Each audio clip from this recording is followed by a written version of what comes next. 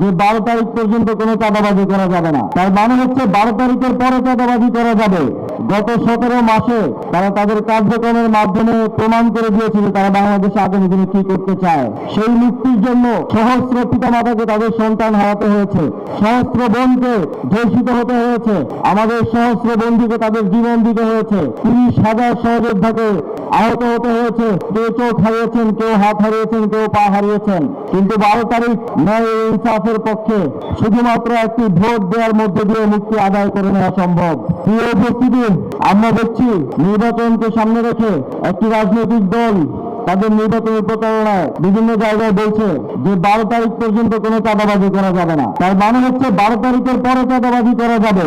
তারা পাবলিকলি এই ধরনের কথা জনগণের সামনে এসে বলার পরেও বাংলাদেশের জনগণ কোনোভাবেই 12 তারিখ তাদের পক্ষে রায় দেবে না। তারা অনেক প্ল্যানের কথা বললেও গত 17 মাসে তারা তাদের কার্যক্রমের মাধ্যমে প্রমাণ করে দিয়েছে যে তারা বাংলাদেশে আগামী দিনে কি করতে চায়। সুতরাং 17 মাসের অভিজ্ঞতা থেকে বাংলাদেশের জনগণকে ন্যায় ও ইনসাফের পক্ষে দুর্নীতি চাঁদাবাজি নীতিতে ঐক্যবদ্ধ হওয়া, জুলাই গণঅভ্যুত্থানের শরীক বাংলাদেশের গণতান্ত্রিক আন্দোলনের নেতৃত্ব দেওয়া 11টি রাজনৈতিক দলের যে ঐক্য দেশ ও জাতির স্বার্থে 11টি রাজনৈতিক দলের অনেক ত্যাগের মধ্যে দিয়ে যে ঐক্য সাধিত হয়েছে, সেই ঐক্যকে বিজয়ী করে আনতে হবে।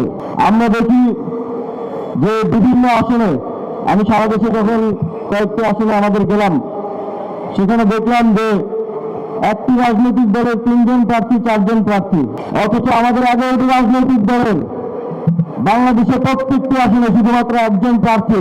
আমাদের প্রত্যেকটি রাজনৈতিক দলের প্রার্থীরা বিগত 1 থেকে 1.5 বছর মানুষের দুয়ারে দুয়ারে গিয়েছেন, পরিশ্রম করেছেন।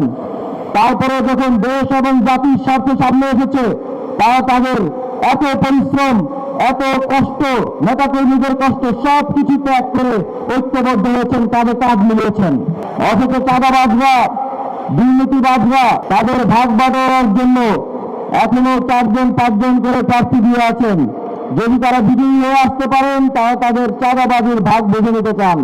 অথচ আমরা দেশের জন্য, জাতির জন্য সর্বোচ্চ ত্যাগ স্বীকার করে ঐক্যবদ্ধ হয়েছি। এখন সময় 11 দলীয় ঐক্যজোটের সকল নেতা কর্মীদের ঐক্যবদ্ধ হওয়ার।